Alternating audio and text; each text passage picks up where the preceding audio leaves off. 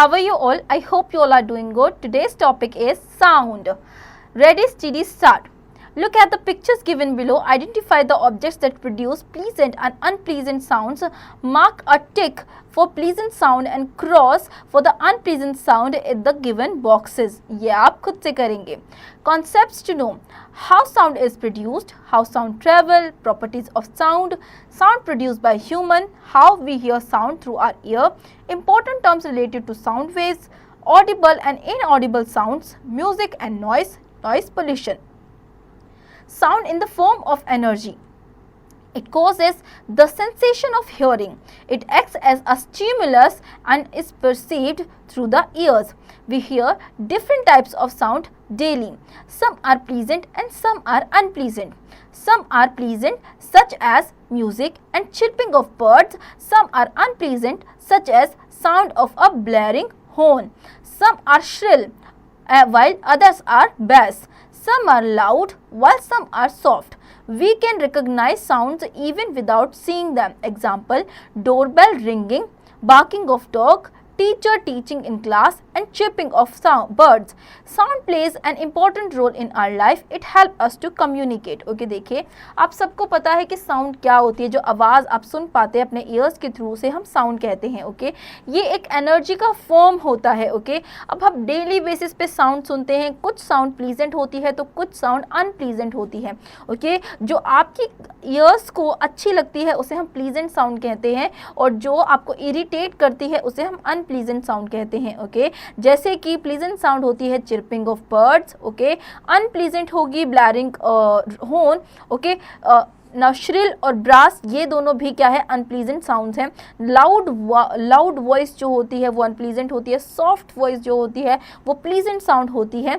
हम साउंड्स को बिना देखे भी रिकॉग्नाइज कर सकते हैं, जैसे कि डोर बेल बजना या फिर बार्किंग ऑफ आर डॉग या फिर टीचर कहीं पढ़ा रही है उस चीज़ की आवाज़ आपको आ रही है तो आपको पता चल रहा है कि क्या हो रहा है क्या नहीं हो रहा है. ओके, तो साउंड बहुत ज़्यादा इंपॉर्टेंट होती है हमारे लिए क्योंकि हम उसी के थ्रू कम्युनिकेट कर पाते हैं. Okay, now how sound is produce. Sound is a form of energy. It is a natural phenomenon that is produced by the vibrational motion of object. It travels from the source of any place in the form of waves. The rapid to and fro movement of an object about its mean position is called vibration. Let us perform some activities to verify the sound is related to the vibration of particles. Okay, देखिए sound energy का form होती है. Okay, कोई भी natural phenomena जो कि produce किया जाता है vibration motion में objects के थ्रू. ओके, अब जो साउंड है वो ट्रैवल करती है किसी एक सोर्स से, जैसे कि वेव्स हैं उसकी भी आपको साउंड आती है. ठीक है, रैपिड टू और फ्रो मूवमेंट होती है किसी भी एक ऑब्जेक्ट की या फिर मोशन होता है किसी एक ऑब्जेक्ट का, उसे हम क्या कहते हैं, वाइब्रेशन कहते हैं. ओके, हम इसे एक एक्टिविटी के थ्रू समझेंगे. Lab activity 1.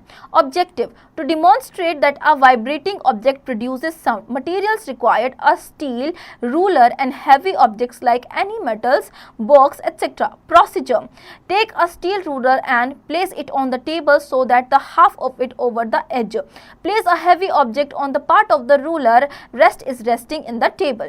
Now see the ruler's protecting end of the motion by sliding, pushing it down. Observation: when the ruler start vibrating it produce humming sound. When it stop vibrating the sound also fades away. Inference: this proves that a vibrating body produces sound. Lab activity 2. Objective: to observe that the sound travels or as vibration. Materials required: steel plate, spoon, thread. Procedure: take a metal utensil like a steel plate, suspend it with the thick thread and hold it from the handle. Take a spoon and hit it on the plate or pan. Sound is produced. Immediately torch and feel the plate of pan. Observation: we observe sense of some vibrations on the plate. Inference: the sound travels as vibration. Lab activity 3. Objective: to observe that the sound vibration are actually waves. Materials required: steel plate, water, spoon. Procedure: take a metal plate and fill it with water. Hit the plate from outside with the spoon. Observe: on striking the plate, vibration are felt in the dish in the form of ripples. Inference: this shows the sound vibration are actually waves which are produced by vibrating objects. ये सब आप खुद से करेंगे. Turning fork. A turning fork is a U-shaped metallic device. It has two arms known as prongs and supported by a stem in a center. It is set of vibration by striking the prongs on the rubber pad. As it vibrates, it produces sound. Okay, देखिए turning फोक क्या होता है कि U shape की metallic device होती है जिसकी picture side में लगी हुई है और उसकी दो साइड जो होती है उन्हें प्रोंग्स कहा जाता है और बैक साइड को उसको जहाँ से आप होल्ड करते हैं उसे स्टेम कहा जाता है. ओके ये सेट होता है वाइब्रेशन का जो कि स्ट्राइक करता है प्रोंग्स को और ऑन अ रबर पैड पे करता है. ओके तो जब वाइब्रेशन आती है इसमें से वो क्या होती है, वो साउंड प्रोड्यूस करती है. Okay lab activity 4.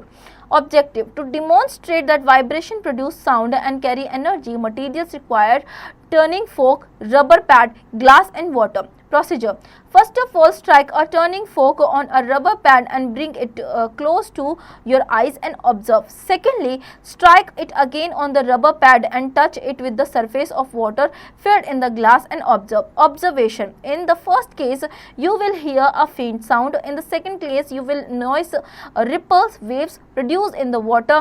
Inference: this shows that the vibration produce sound and carry energy. ये आप खुद से करेंगे. You know that there are a variety of musical instruments that produce different types of sound. In a tabla, the two membranes vibrate and produce sound, whereas in case of guitar, the strings vibrate. In a flute, the air column vibrates, producing sound. In the sound producing objects are instruments. We can only feel the effect of vibrations through sensory experiences like touching and hearing. Okay, देखिए आप जानते हैं कि कितने सारे musical instruments होते हैं जो कि डिफरेंट टाइप्स की साउंड क्रिएट करते हैं. ओके तबला जो होता है उसके दो मेम्ब्रेन्स होते हैं जो कि साउंड वाइब्रेट करते हैं, प्रोड्यूस करते हैं. ओके वही गिटार में स्ट्रिंग्स होती हैं जो कि साउंड वाइब्रेट करती हैं. फ्लूट के एयर कॉलम्स होते हैं जिसके थ्रू साउंड वाइब्रेट होती है. ओके साउंड प्रोड्यूस होती है वाइब्रेशन होने की वजह से. ओके और साउंड प्रोड्यूसिंग ऑब्जेक्ट्स जो होते हैं, जो इंस्ट्रूमेंट्स होते हैं जिन्हें हम फील कर सकते हैं, ये सारी जिनकी वाइब्रेशंस होती हैं, सेंसेसरी एक्सपीरियंसेस होते हैं जैसे कि टचिंग या फिर hearing. Okay now lab activity 5. Objective: to prove that the stretched membrane produces vibrations, materials required: rubber sheet, rubber band, empty steel tumbler, small bits of paper on rice grains, a material spoon. Procedure: spread the rubber sheet over the mouth of an empty steel tumbler, stretch it tightly from all sides and tie a rubber band around the mouth. Now put the small pieces of paper or rice grain on the middle of the surface of the stretched rubber sheet. Strike the members with the spoon and produce sound. Observation: these small pieces of paper or rice grains move up and down, dance on the surface. Inference: this proves that the stretched membrane produces vibrations. ये आप खुद से करेंगे. How sound travels: as we have learned that the vibrating turning fork produces ripples in water filled in the glass, and when we throw a pebble in the pool of water, the ripples of waves are produced and are spread all over the pool. In the same manner, when an object vibrates, it transfers energy to the surrounding. On the receiving this energy, the air molecules surrounding the object also start vibrating about their mean positions and transfer their energy to the neighboring molecules and create a disturbance in the air molecules and produce a sound waves which carry only the energy from one molecule to another without actually moving them from their place. Okay देखिए हमने जैसे कि अभी पढ़ा था कि जब कोई भी जैसे हमने फोक के बारे में पढ़ा था कि जो टर्निंग फोक्स होते हैं जब उन्हें वाइब्रेट करते हैं तो जो रिपल्स होते हैं वाटर में आते हैं. ठीक है ग्लास फिल्ड विद वाटर जो होता है उसमें रिपल्स पड़ते हैं. ओके इसी तरीके से जब अगर आप पूल में पानी में पेबल फेंकोगे तो वो भी रिपल्स देगा जो कि उसकी सराउंडिंग तक जाएंगे प्रॉपरली. ओके तो इसी तरीके से जब कोई भी साउंड वाइब्रेट करती है तो एटमॉस्फेयर में वो पहुंचती है. ओके तो नेबरिंग मॉलिक्यूल्स जो होते हैं उनमें एनर्जी जाती है, ट्रांसफ़र होती है और डिस्टर्बेंस क्रिएट होती है एयर मॉलिक्यूल्स में. Okay now sound needs a medium for propagation. Sound cannot travel in vacuum. Since sound waves propagate due to the vibration of neighboring air particles, thus sound require a medium, solid, liquid or gas for its propagation. Let's perform the following activity to understand the propagation of sound through various mediums. Okay देखिए, sound vacuum के through travel नहीं कर सकती है, ठीक है। जैसे कि साउंड वेव्स प्रोपेगेट करते हैं वाइब्रेशन के थ्रू उनके नेबरिंग एयर पार्टिकल्स में, इसीलिए साउंड को मीडियम चाहिए होता है, सॉलिड, लिक्विड और गैस, ठीक है, उसकी प्रोपेगेशन के लिए। तो इसको हम एक्टिविटी के थ्रू समझेंगे। Lab activity 6, objective to show that sound needs a medium to propagate, materials required an alarm clock, glass bell jar and vacuum pump. Procedure: take an alarm clock and set an alarm in it. Cover it with the bell jar. Observe it from outside. You will hear that the alarm ring on the set time. Now set the alarm again and attach the vacuum pump with the jar. As the clock starts ringing, start removing the air present inside the jar with the help of the vacuum pump and then observe that happens. Observation: as the air inside the jar is taken out, the alarm sound starts to fade and gradually no sound is heard. Inference: this is due to the fact that air molecules get sucked by the vacuum pump. In the absence of air molecules, the sound is not able to propagate and reach our ears. Hence, we infer that sound requires a medium of its propagation. ये आप खुद से करेंगे। Lab activity 7, objective to show that sound can travel through solids. Materials required: wooden scale. Procedure: take a wooden scale, put your ear on one end of the scale, ask your parents to find the tap at the other hand. Observation: you can hear the tapping sound through the wooden scale. Inference: sound can travel through solids. Lab activity 8, objective to demonstrate that the sound can travel through liquids. Materials required: a plastic bucket, a skewing toy and water. Procedure: take a big bucket and fill it with water. Place a squeaking toy in a polythene bag and hold it in water. Place your ear against the side of the bucket and squeeze the toy. Observation: you can hear the sound of the squeeze clearly in water. Inference: this proves that the sound can travel through liquids. Lab activity 9, objective to demonstrate that sound travels through gases. Materials required: balloon. Procedure: take a balloon with air and press it to your ear. Scratch the air end off with your fingers.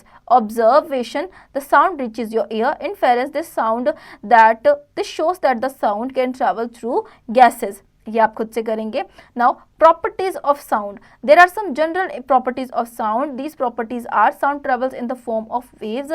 Sound waves need a medium to travel. This means the sound waves can travel through solids, liquid and gases. But these waves cannot travel in the absence of a medium. This means the sound waves cannot travel in vacuum. Okay, देखिए यहाँ पे properties बताई गई है sound की, जैसे कि sound जो है वो वेव्स में ट्रैवल कर सकती है। ओके, और जब साउंड जो ट्रैवल करती है किसी भी वेव में, उसे मीन्स चाहिए होता है, जैसे कि उसे सॉलिड, लिक्विड या गैसेस के थ्रू ट्रैवल करना होता है। वो इनके अलावा किसी और मीडियम में ट्रैवल नहीं कर सकती, मतलब वो किसी वैक्यूम में ट्रैवल नहीं कर सकती है। Okay, now sound waves travel fastest in solids and slowest in air.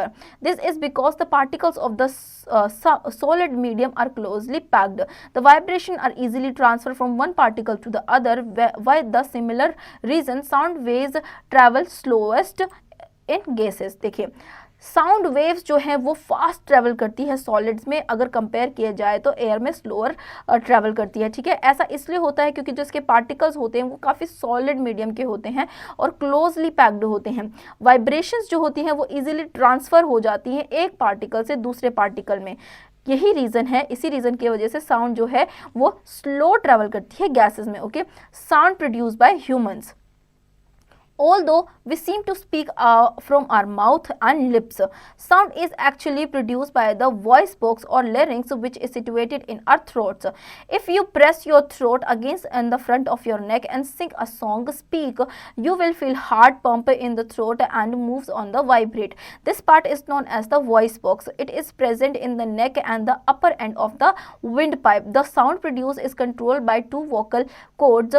These vocal cords are stretched across the voice box in such a way that there is narrow passage between the two. Okay, देखिए humans की जो sound है वो किस तरह निकलती है, mouth और आपकी जो लिप्स हैं उसके थ्रू आप बोल पाते हैं। ओके, नाउ जहाँ से साउंड निकलती है उसे हम वॉइस बॉक्स कहते हैं या फिर लेरिंग्स कहते हैं। आपके थ्रोट में अगर आप इसे पकड़ लेंगे अच्छे से और उसके बाद गाने की या बोलने की कोशिश करेंगे तो आपको पेन होगा और कुछ वाइब्रेशन फील होगी। ओके, अब ये जो वॉइस बॉक्स होता है ये आपके थ्रोट में होता है और विंड पाइप के ठीक ऊपर होता है। ओके, ये साउंड प्रोड्यूस करता है और कंट्रोल करता है दो वोकल कॉर्ड्स को, और ये जो वोकल कॉर्ड्स होते हैं ये स्ट्रेच होते हैं आपके वॉइस बॉक्स से।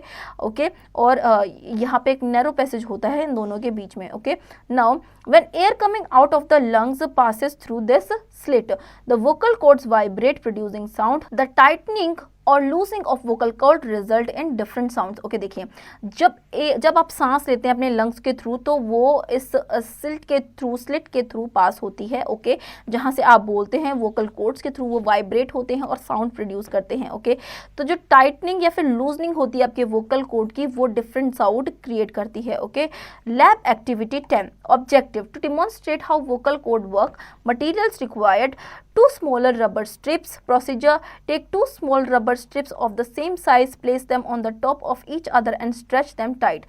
Now blow air between them. Observation: you will hear a sound. Inference: this shows how the vocal cords work. ये आप खुद से करेंगे। The voice of men, women and children in different due to the different in the size of their vocal cords. Children have the shortest vocal cords followed by women and then men. Okay, देखिए जो voice होती है men की, women की और children की, ये तीनों की बहुत ज़्यादा डिफरेंट होती है। ओके, क्योंकि इनके जो वोकल कॉर्ड्स होते हैं काफ़ी ज़्यादा एक दूसरे से डिफर करते हैं, इसीलिए इनकी साउंड्स भी अलग होती है। Okay, muscles attach to the vocal cords can make them tight और loose. When the vocal cords are tight and thin the voice of the highly frequency and then they are loose and thick the voice is at low frequency. देखिए जो muscles attach होती है vocal cord से वो tight या loose कैसे भी हो सकती हैं। अगर वोकल कॉर्ड्स की जो मसल है वो टाइट या थिन है तो वॉइस उसकी फ्रीक्वेंसी पर ही डिपेंड करती है। ओके, लूज है और या थिक है तो वो ज़्यादा हाई होगी, और अगर वो ज़्यादा लो फ्रीक्वेंसी पे है अगर वो थिक है। ओके, और वो हाई होगी जब वो हाई फ्रीक्वेंसी पे है। Now how we hear sound through our ear. We hear sound through our ears. Let us understand the mechanism of hearing and the structure of our ear. Our ear consists of 3 parts: our ear, outer ear, middle ear and inner ear. Okay, देखिए जो sounds हम सुनते हैं वो अपने कानों से सुनते हैं और हमारे कान जो हैं वो 3 पार्ट्स कंसिस्ट करता है, एक outer ear, inner ear and middle ear. Okay, outer ear, the outer ear consist of the pinna and year tube. The shape of or the outer ear is like a funnel. When the sound enters the ear, it travels down a canal at the end of which a thin membrane is stretched tightly. The stretched membrane is called a eardrum. The eardrum starts vibrating when the sound waves strike it. Let us see how eardrums vibrate with the help of the following activity. Okay, देखिए जो हमारे outer years हैं उसमें क्या क्या चीज़ें consist करता है, वो एक ट्यूब और पिन्ना कंसिस्ट करता है। ये इस शेप के होते हैं कि जो आउटर ईयर होता है वो एक फनल की तरह होता है। ओके, जब ईयर साउंड करती हैं तो वो ट्रैवल करती हैं उस कैनल के थ्रू। ओके, जहाँ पे वाइब्रेशन जो फील होती है। ओके, नाउ अब वो जो स्ट्रेच मेम्ब्रेन होता है उसे हम क्या कहते हैं, ईयर ड्रम कहते हैं। ईयर ड्रम जब स्टार्ट करता है वाइब्रेट करना तो तब जाके साउंड वेव स्ट्राइक करती हैं। ओके, अब इसे हम समझेंगे एक एक्टिविटी के through. Here lab activity 11। Now objective to understand that how the eardrum vibrates. Materials required: plastic bottle, cling foil, wheat grains, musical toy. Procedure: take a plastic bottle and cut both its ends. Stretch the cling foil over one of the open ends of the bottle and place a few grains of wheat on it. Now place a battery operated musical under the cling foil inside the bottle. Play it and observe the grains. Observation: the wheat grains start jumping up and down. Inference: this shows that the cling foil vibrates due to the sound waves. This is how the eardrum vibrates. ये आप खुद से करेंगे। Middle ear. Middle ear consists of 3 tiny delicate bones which are interlocked. The 3 bones present in the middle ear start vibrating when the sound waves strike them.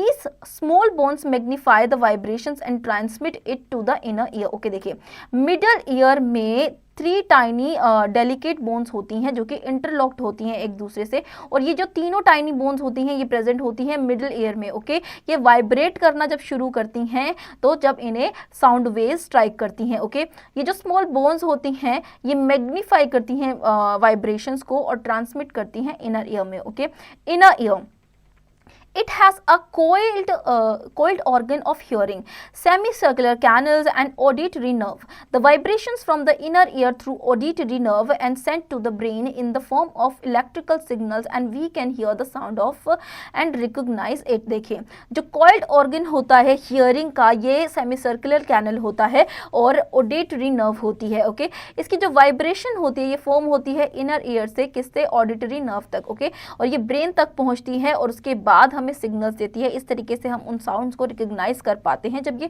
Brain तक पहुंचती है। Okay, now important terms related to sound waves. Sound propagates in the form of waves. It means medium particles vibrate along a wave. These vibrations are also termed as oscillations and show oscillatory motion. Let us understand the characteristics of sound waves with the help of some important terms related to it. Okay, कुछ sound ऐसे propagate करती है waves की तरह। Okay, ये medium होता है किस चीज़ का, वाइब्रेट करने का along with the wave. Okay, ये जो वाइब्रेशंस होती हैं ये ऑसिलेशंस की तरह होती हैं और ऑसिलेशन मोशन ही शो करती हैं। ओके, अब हम इन्हें समझेंगे, कुछ कैरेक्टरिस्टिक्स है साउंड वेव्स की, ठीक है, और जो इससे रिलेटेड हैं, इंपॉर्टेंट भी हैं। Now here graphical representation of a wave, wave की एक ग्राफिकल रिप्रेजेंटेशन दिखाई गई है। ओके, सबसे पहले है displacement, amplitude, wavelength, okay, time and mean position. Okay, ये वेवलेंथ है। Now amplitude, it is the shortest distance between the mean position of a particle and the extreme position of its displacement during vibration. In figure, point B and D are the points that are the maximum distant from the mean position x-axis and hence BU and DV represents amplitude of the wave. Unit of the amplitude of the wave in meters. Okay, देखिए amplitude जो है ये एक shortest distance है mean position का। Okay, एक particle से दूसरे एक्सट्रीम पोजीशन पे जो कि वाइब्रेशन के लिए वाइब्रेशन के टाइम पे डिस्प्लेसमेंट होती है। ओके, अब फिगर में देखिए आप यहाँ पे B से लेके D तक की बताई गई है। ओके, B टू D, अब B टू D जो पॉइंट्स हैं यहाँ पे मैक्सिमम डिस्टेंस है, मीन पोजीशन है ये एक्स एक्सिस की। ओके, यहाँ पे और BU और DV जो है, देखिए BU और DV जो है ये रिप्रेजेंट करते हैं एम्पलीट्यूड वेव को। ओके, यूनिट जो है एम्पलीट्यूड की वेव की वो है metre. Okay, time period, the time taken to complete one vibration oscillation is called the time period. Okay, एक ऑसिलेशन कंप्लीट करने के लिए जो टाइम लगता है उसे हम टाइम पीरियड बोलते हैं। Okay, frequency, the number of oscillations completed by medium particle in the second is called a frequency of a wave. Frequency क्या होती है, एक ऑसिलेशन कंप्लीट करने के लिए जो मीडियम पार्टिकल 1 सेकंड का टाइम जो लगता है उसे हम फ्रीक्वेंसी ऑफ अ वेव कहते हैं। ओके, यहाँ पे फॉर्मूला दिया गया है, frequency is equal to number of oscillations upon time period. It is denoted by the symbol F. The unit of frequency in hertz, 1 hertz is equal to 1 cycle per second. If an object or a particle oscillates 30 times in 1 second, then its frequency will be 30 hertz. Okay, देखिए जो आपकी frequency है उसे F से denote किया जाता है और फ्रीक्वेंसी की यूनिट जो होती है वो हार्ट्स होती है। 1 हार्ट्स होती है 1 साइकिल पर सेकेंड। ओके, अगर किसी भी एक ऑब्जेक्ट के जो पार्टिकल ऑसिलेशन है 30 टाइम्स के हैं 1 सेकेंड में तो उसकी फ्रीक्वेंसी होगी 30 हार्ट्स की। Okay, characteristics of sound. Now, how is the sound of a bell different from that of the flute? How do you recognize your friend's voice on the phone? How does the musical instruments differ one from the other? Each sound has a different characteristics. One sound is different from the other in terms of characteristics discussed in the following paragraphs. Okay, देखिए sound किस तरीके से जो bell होती है उसकी sound किस तरीके से डिफरेंट होती है फ्लूट से, ओके। तो किस तरीके से आपके फ्रेंड्स की वॉइस आप रिकॉग्नाइज कर पाते हैं फ़ोन पर, ओके। किस तरीके से म्यूजिकल इंस्ट्रूमेंट्स जो होते हैं वो एक दूसरे से अलग साउंड क्रिएट करते हैं, ओके। हर साउंड जो होती है डिफरेंट कैरेक्टरिस्टिक के साथ होती है। एक साउंड जो होती है वो दूसरे टर्म्स पे, दूसरे कैरेक्टरिस्टिक्स पे डिफाइन की गई है। यहाँ पे देखिए, loudness. Loudness is the characteristic of sound which distinguish a faint sound from a loud sound. Loudness of sound depends on the amplitude of sound. When the amplitude of a sound is at large or high, the sound produces is loud. When the amplitude of the sound is low or small, the sound produces is feeble. It is measured as decibels dB. Let us understand how loudness depends on amplitude with the help of the following activity. Okay, देखिए, loudness जो होती है किसी भी characteristic के sound की, वो distinguish करती है किसी भी फेंट साउंड से या फिर लाउड साउंड से, ओके। जो लाउडनेस होती है साउंड के वो डिपेंड करती है कि साउंड का एम्पलीट्यूड कितना है, ठीक है। जो एम्पलीट्यूड होता है साउंड का वो लार्ज होता है, हाई होता है जब साउंड प्रोड्यूस होती है, ओके। तो जो एम्पलीट्यूड होता है साउंड का वो लो जब होता है, स्मॉल होता है तब जब साउंड फीबल होती है, ओके, जब फीबल साउंड प्रोड्यूस होती है। नाउ इसको मेजर किया जाता है डेसिबल्स में डीबी, ओके। इसको हम एक्टिविटी के थ्रू समझेंगे। आइए, lab activity 12। Objective: to demonstrate that loudness depends on the amplitude, materials required: ping pong ball, drum. Procedure: place a ping pong ball on a drum, beat the drum lightly first and then beat it hard. Notice the difference in the jumping pattern of the ball. Observation: when the drum produces a louder sound and ball jumps higher, thus there is maximum displacement of the ball on harder beating of the drum. Inference: this shows that loudness of the sound depends on the amplitude. ये आप खुद से करेंगे। Now, loudness is directly proportional to the square of the amplitude of vibration producing sound. That is loudness amplitude square. Okay, देखिए, जो loudness होती है sound की वो डायरेक्टली प्रोपोर्शनल होती है किसी भी एम्पलीट्यूड के स्क्वायर से, ओके, जो साउंड प्रोड्यूस होती है, मतलब कि loudness amplitude square. Okay, now if the amplitude of a sound wave becomes thrice the measure of its loudness will be 9 decibels. The table given below shows the decibel level of the effect of few sources of sound. Okay, देखिए, जो amplitude होता है sound waves का वो thrice मतलब कि 3 गुना अगर बढ़ जाए तो जो मेजरमेंट होती है लाउडनेस की वो 9 डेसिबल्स की होगी। नाउ नीचे एक टेबल दी गई है जिसमें इस चीज़ को एक्सप्लेन किया गया है कि लाउडनेस और sound of some common activities and objects. Activity, object, loudness in decibels. Okay, यहाँ पे बताई गई हैं एक्टिविटी और ऑब्जेक्ट और उनकी जो डेसिबल्स में लाउडनेस बताई गई। Okay, silence 0, normal breathing 10, soft whisper 30, normal conversation 60, shout 75, traffic 90, horn and vehicle 110, thunder 120, rocket 180। Okay, sounds of loudness of 80 decibels considered as disturbance. It is physically painful to ear. देखिए, 80 decibels की जो sound होती है उसे हम disturbance कहते हैं क्योंकि वो हमारे ईयर्स के लिए बहुत ज़्यादा पेनफुल होती है। ओके, देखिए, सॉफ्ट साउंड और लाउडर साउंड में डिफरेंस देखिए। सॉफ्ट साउंड चाइल्ड की जो सॉफ्ट साउंड होती है वो स्मॉल एम्पलीट्यूड में आती है, वहीं लाउडर साउंड जो मैन की होती है वो लार्ज एम्पलीट्यूड में आती है। Okay, now pitch. The pitch or shrillness of sound depends upon its frequency. Thus, the pitch of a sound is characteristic of sound which distinguish a shrill sound from a flat sound. Higher the frequency of the sound wave, high as it pitches and hence shriller is the sound produced. Similarly, a sound wave of lower frequency has low pitch and hence a flat sound is produced. Example, a woman's voice is shriller than a man's voice. Okay, देखिए, जो pitch और shrillness होती है sound की वो depend करती है frequency पर।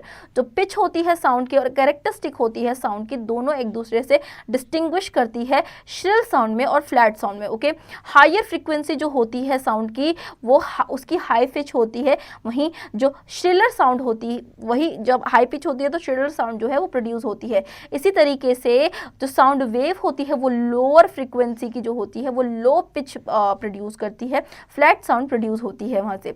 जैसे कि विमेन की जो साउंड होती है वो श्रिलर होती होती है किससे, मैन की साउंड से। नीचे आपको इस डायग्राम में ये चीज़ दिखाई गई है कि low frequency lower pitch flat sound, here high frequency higher pitch shrill sound. ये है relationship between frequency and pitch of sound, ठीक है। यहाँ पे टाइम बताया गया है, डिस्प्लेसमेंट बताई गई है, ओके। दोनों में ए और बी दोनों डिफरेंट है, ओके। तो दोनों में पता चल रहा है कि लोअर फ्रीक्वेंसी है और हायर फ्रीक्वेंसी है, ओके, साउंड की। Now screaming of a child and buzzing of mosquitoes are some of examples of high-pitched sounds, while roar of a lion and beating of a drum are examples of low-pitched sounds. You can also observe sounds on different pitch or frequency in a जल तरंग। देखिए, जब बच्चा चिल्ला रहा है या फिर मॉस्किटोज आपके कान में भिन भिना रहे हैं, बजिंग कर रहे हैं, ये एग्जांपल्स है हाई पिच साउंड के। वहीं एक लायन रोर कर रहा है, ड्रम्स बीट हो रहे हैं, ये एग्जांपल्स है लो पिच साउंड्स के, ओके। आप ऑब्जर्व कर सकते हैं साउंड्स को और उनकी डिफरेंट पिच को through jal tarang, okay. Now lab activity 13 objective to make a jal tarang, materials required 8 equal size of bowl, water, wooden stick. Procedure: the 8 bowls, fill the first bowl almost completely with water. Fill the remaining bowls such as water level in each bowl is a little lower than that in the previous bowl to ready the jal tarang. Now gently strike these bowls with wooden sticks and listen to the sound. Observation: maximum filled bowl produces lowest pitch sound and bowl filled with least water produces high pitch sound. Interference: your jal tarang is ready to produce sound and different pitch. ये आप खुद से करेंगे। Quality और timbre: when we play notes music of some pitch and loudness on a sitar and a guitar, we can distinguish their sounds easily. How is it possible? This is due to the equally sound of produced by the instrument which enables to distinguish between the two sounds.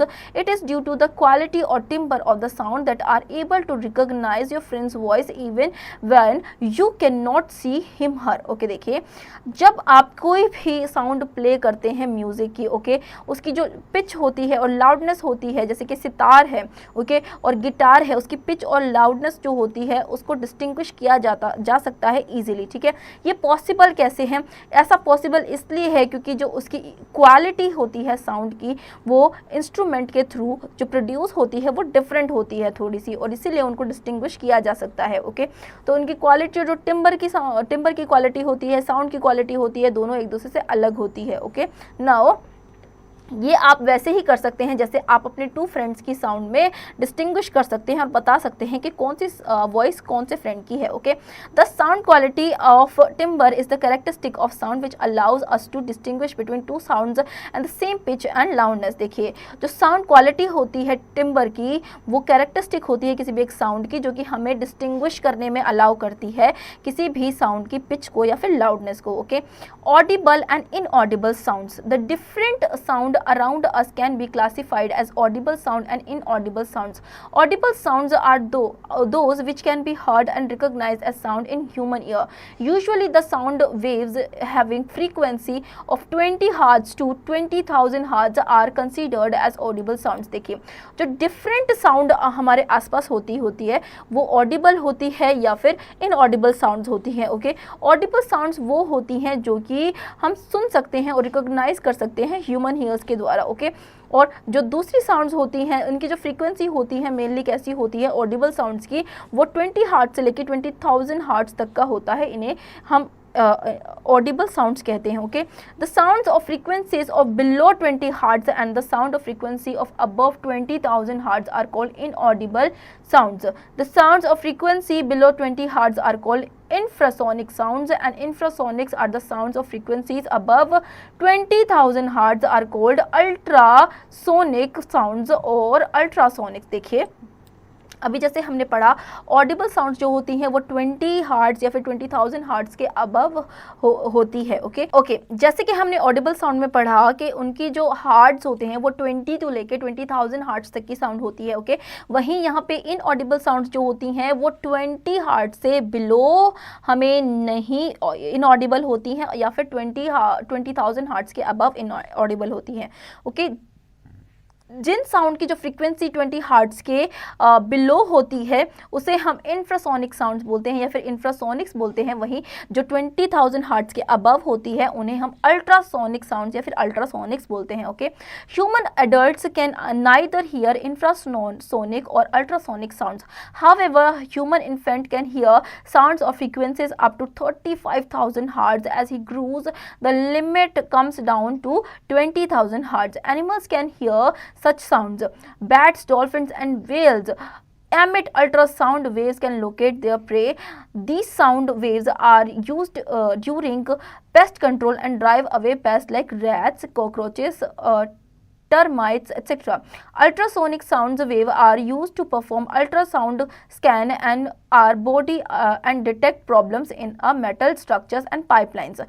Sound navigation ragging sonar technique is used for navigation of ships and submarines. The police use high frequency whistles for dogs to instruct them. Okay, देखिए human adults जो होते हैं वो infrasonic और ultrasonic sounds नहीं सुन सकते, वहीं जो इन्फेंट्स होते हैं वो इन साउंड्स को सुन सकते हैं 35,000 हज़ार तक। जैसे जैसे वो ग्रो करने लगते हैं तो वो साउंड्स उनकी जो होती है वो 20,000 हर्ट्ज तक आ जाती है। ओके, एनिमल्स भी ये साउंड सुन सकते हैं। बैट्स, डॉल्फिन, वेल्स जो हैं वो अल्ट्रासोनिक वेव्स को लोकेट कर पाते हैं। ये साउंड जो होती हैं ये पेस्ट कंट्रोल के द्वारा के टाइम पर निकाली जाती है, रैट्स, कॉकरोचेस, टर्माइट्स को निकालने के लिए। ओके, और अल्ट्रासोनिक वेव्स जो होती हैं ये परफॉर्म करती हैं अल्ट्रासाउंड स्कैन हमारी बॉडी का, जो कि डिटेक्ट करते हैं प्रॉब्लम्स को। वहीं साउंड नेविगेशन रैंगिंग सोनार टेक्निक को यूज़ किया जाता है नेविगेशन के टाइम पर शिप्स और सबमराइंस की। ओके, तो पुलिस भी हाई फ्रीक्वेंसी विसल्स का यूज़ करते हैं अपने डॉग्स को इंस्ट्रक्ट करने के लिए। Okay, information literacy, the speed which is greater than speed is sound is called supersonic sound. जो स्पीड ग्रेटर होती है उस साउंड की स्पीड से, किसी भी साउंड की स्पीड से, तो उसे क्या कहते हैं? सुपरसोनिक साउंड कहते हैं, स्पीड कहते हैं। Okay, now music and noise. What is the difference between noise and music? Generally, noise is any sound that is unpleasant and annoying.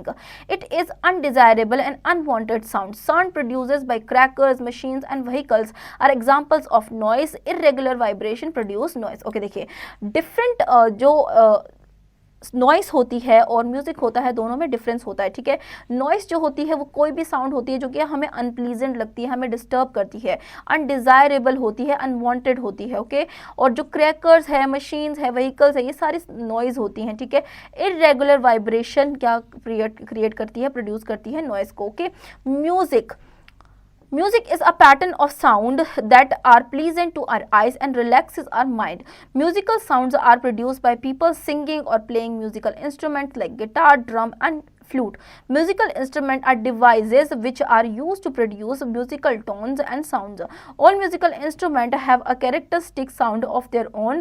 There are four main categories in which musical instruments can be divided. Let's discuss these categories in detail. Okay, देखिए music patterns जो होते हैं ये ऐसी sounds होती हैं जो हमारे लिए काफ़ी ज़्यादा प्लीजेंट होते हैं, हमारे माइंड को स्ट्रेस फ्री करती हैं। ओके, पीस देती हैं। ओके, जैसे कि सिंगिंग हो गई या फिर प्लेइंग म्यूजिकल इंस्ट्रूमेंट जैसे कि गिटार है, ड्रम है, फ्लूट है। ओके, म्यूजिकल इंस्ट्रूमेंट्स ये वो डिवाइसेस होती हैं जिसको म्यूजिकल टोन्स के लिए या साउंड्स के लिए यूज़ किया जाता है।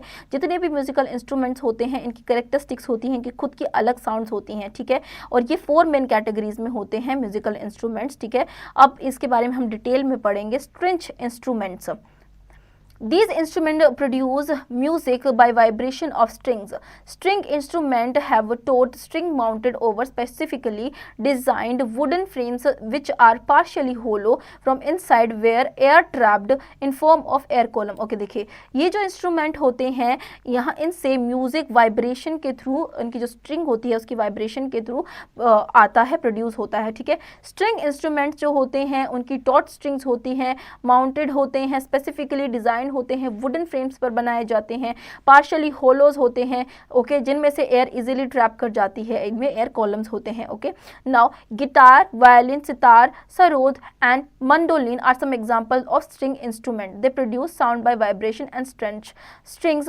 The stretched strings are set into vibration either by plucking them or by drawing a bow across them. As a violin, These strings are attached to the hollow body made of different materials.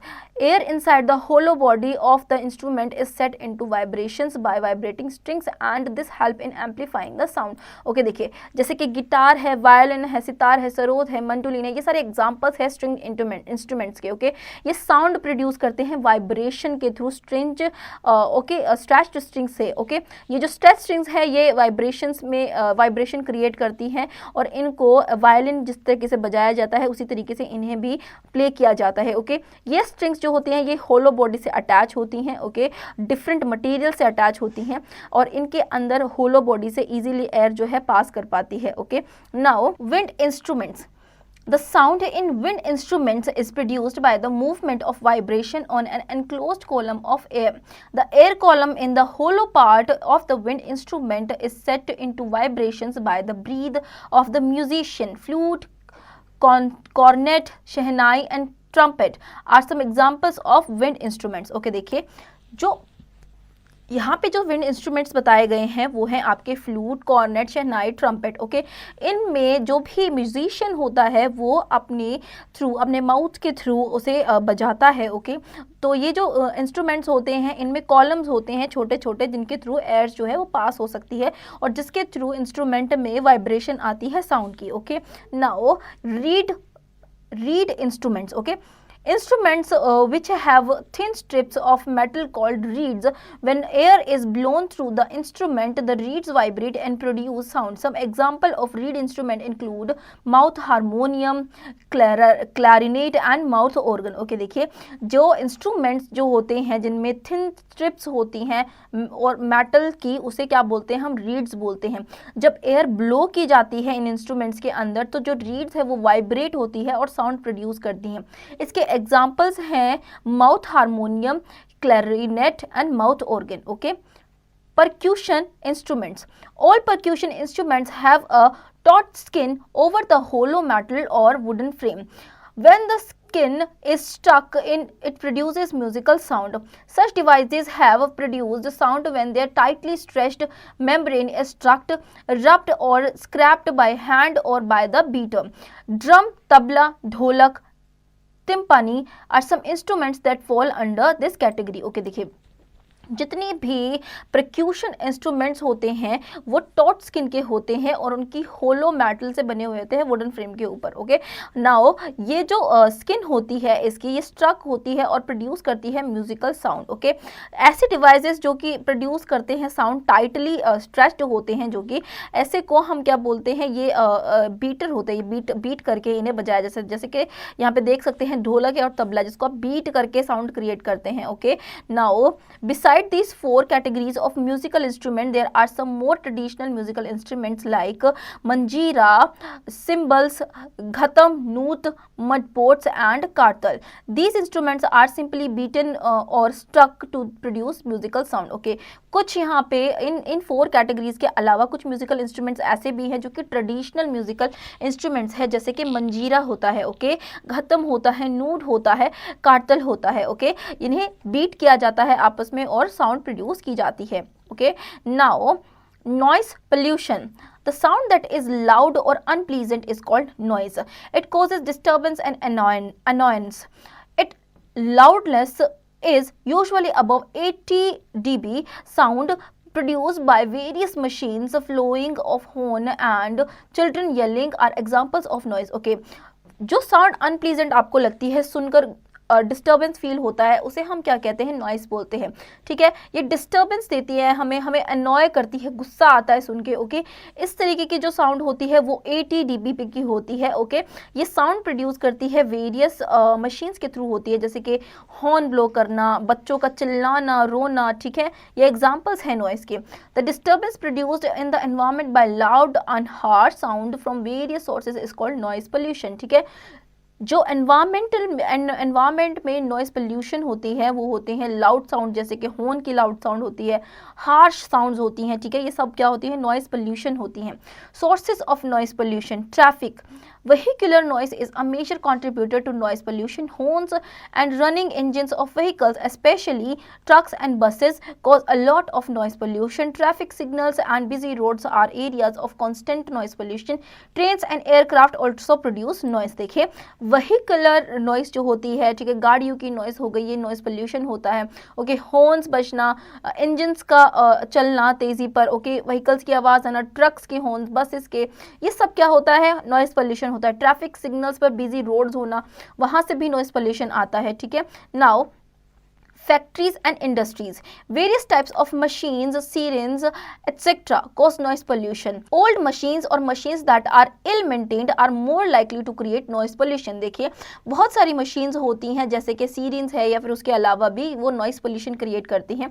machines और machines जो कि ill maintained होती हैं वो noise pollution create करती हैं. Okay. Construction sites, various machines such as bulldozers, road rollers, etc. at construction sites produce a lot of noise.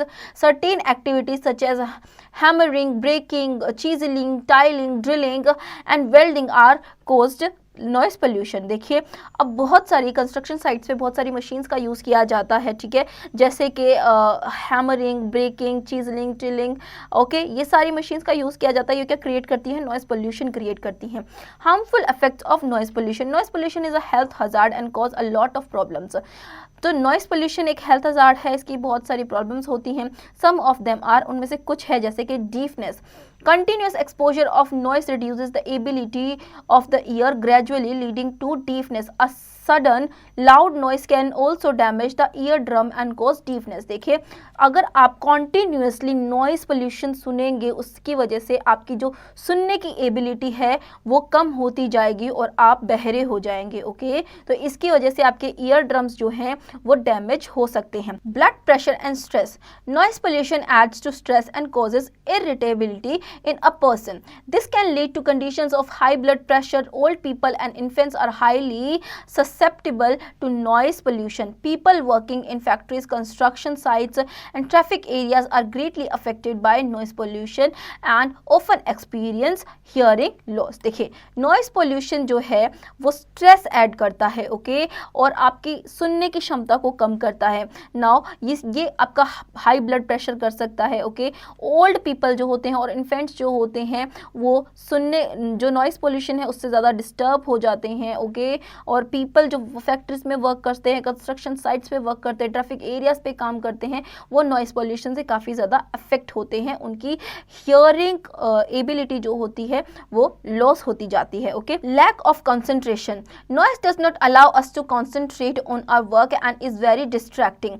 Many a time it causes irritation. It also leads to tiredness and fatigue. देखिए noise जो है वो हमें allow नहीं करता concentrate करने के लिए, ठीक है. ये बहुत ज़्यादा डिस्ट्रैक्टिंग होता है और कई बार ये हमें इरिटेट करता है जिसकी वजह से हमें टायर्डनेस और फैटीग फील होता है, okay. Now research skill. To be able to communicate effectively with hearing impaired people, we must learn sign language. Various hearing aid devices are now available that have improved their quality of life. देखिए दूसरे लोगों से communicate करने के लिए जो सुन नहीं सकते उनके लिए हमें साइन लैंग्वेज याद करनी चाहिए, ओके. और काफ़ी सारी हियरिंग एड डिवाइसेस आ गई हैं जिसके थ्रू कोई भी एक डीफ पर्सन है जो सुन सकते हैं, okay. Now measures to reduce noise pollution. The use of noisy appliances such as loudspeakers, amplifiers, etc. should be discouraged in residential areas near schools and hospitals. देखिए जो noise appliances है जैसे कि लाउड स्पीकर्स है, amplifiers है, इनको discourage करना चाहिए रेजिडेंशियल एरियाज में जैसे कि स्कूल्स और हॉस्पिटल्स हैं. Frequent oiling and lubricating reduces friction in machines thereby slashing the noise like creaking. ठीक है, जो मशीन्स होती हैं उनमें अगर फ्रीक्वेंटली लुब्रिकेंट्स और ऑयल्स का यूज़ नहीं किया जाता तो वो नॉइस क्रिएट करने लगती हैं, okay. Vehicles silencer should be installed in loud industrial equipment. Vehicles के ही तरह साइलेंसर को भी लाउड इंडस्ट्रियल इक्विपमेंट में ऐड करना चाहिए. Planting more trees by road side helps in reducing noise pollution as trees act as absorbers of sound. Use of sound absorbing materials such as heavy curtains and cushions act as buffers and absorb noise. देखिए ज़्यादा से ज़्यादा trees हमें road side लगाने चाहिए जो कि noise pollution को रिड्यूस करते हैं, ओके, ऑब्जर्व करते हैं साउंड को, साउंड ऑब्जर्विंग मटेरियल्स जैसे कि हैवी कर्टन्स और कुशंस रखने चाहिए, वो साउंड को ऑब्जर्व करते हैं। People working at construction sites, factories should wear earmuffs to reduce the impact of noise pollution. Use of noise producing devices should be reduced. Television, radio, etc. should be played a low volume. Okay, देखिए people जो कि construction sites पर काम करते हैं, factories में काम करते हैं, उन्हें एयर मफ्स पहनने चाहिए जिसके थ्रू जो इम्पैक्ट है नॉइस पोल्यूशन का वो रिड्यूस होगा। ओके, जो नॉइस प्रोड्यूसिंग डिवाइसेस हैं उन्हें रिड्यूस करना चाहिए। टेलीविज़न और रेडियो की जो वॉइस है वो आपको हमेशा लो करके ही रखनी चाहिए, सुननी चाहिए। Okay, now civic literacy. The Supreme Court of India has also made strict rules of control noise pollution. Some of the most important rules are: no one can play and sound instrument and sound amplifier at night, that is from 10 p.m. to 6 a.m. However, it is not applicable in the case of making announcement about some public emergency like earthquake, flood, etc. In an area of 100 meter around schools, hospitals and courts has been declared as silent zone where noise cannot be made. Okay, देखिए supreme court, India का जो supreme court है उसने ये strict rule बनाए हैं कि noise pollution को कंट्रोल करके रखना है कुछ स्पेसिफिक एरियाज में, जैसे कि साउंड इंस्ट्रूमेंट हो गया, साउंड एम्पलीफायर्स को रात में नहीं चलाना है 10 PM से लेके मॉर्निंग के 6 AM तक। ओके, क्योंकि ये एप्लीकेबल नहीं है, इसकी वजह से जो अनाउंसमेंट होती है किसी भी अर्थक्वेक की या फ्लड की वो लोगों तक नहीं पहुंच सकती है। ओके, जो एरियाज़ हैं आपके स्कूल्स के, हॉस्पिटल्स के, उसके एटलीस्ट 100 मीटर के पास तक किसी सारा का सारा एरिया साइलेंट जोन रखा गया है, माना गया है। ठीक है, वहाँ पे किसी भी तरीके की लाउड साउंड नहीं प्रोड्यूस कर सकते हैं। Now read at a glance. Sound is a form of energy and travels as waves from the source to any place. Sound is produced by the vibrational motion of objects. In humans, sound is produced by voice box or larynx. Sound needs a medium of propagation. Sound travels fastest in solid, followed by liquids and then gases. We distinguish sound on the basis of loudness, pitch and quality. Loudness of a sound depends on the amplitude of the vibration or oscillation. The frequency determines the shrillness or pitch of a sound. Higher the frequency, higher the pitch. Pitch, shrillness depends on the frequency of the vibration. Quality of sound depends on the source of sound. The audible range of human beings is between 20 Hz and 20,000 Hz. Unpleasant and disturbing sounds constitute noise, and pleasant sound make music. Noise pollution is a health hazard. Sound whole frequencies are greater than 20,000 Hz are ultrasonic sounds. Quality of sound depends on the source of sound. The audible range of human beings is between 20 Hz and 20,000 Hz. Unpleasant and disturbing sounds constitute noise, and pleasant sounds make music. Noise pollution is a health hazard. Sound whose frequencies are greater than 20,000 Hz are ultrasonic sounds. Sounds whose frequencies are less than 20 Hz are infrasonic sounds. We must take suitable measures to prevent noise pollution. Key terms to know: sound, a form of energy that produces the sensation of hearing in our ears. Vibration and oscillation, the rapid and to and fro, back from forth movement of the object about it means position. Turning fork, device used for laboratory to study about sound. Audible sound, sound which can be heard and recognized as sound by human ear. Inaudible sound, sound which cannot be heard and recognized as sound by human ear. Ultrasonic sound, sound with frequency more than 20,000 Hz. Amplitude, the maximum displacement of a vibration object from its mean position on either side. Time period, the time taken by the vibrating object to complete one vibration or oscillation. Frequency, the number of oscillations or vibrations made by the vibrating object or particle in 1 second. Noise, sound that is loud and unpleasant. Music, a pattern of sound that are pleasant to our ears and relaxes our mind. Noise pollution, the disturbance produced in the environment by loud and harsh sounds from the various sources. Timbre, quality of tone or sound. So students, I hope आपको ये chapter समझ में आया होगा। अब इसके exercise की practice आप खुद से करेंगे।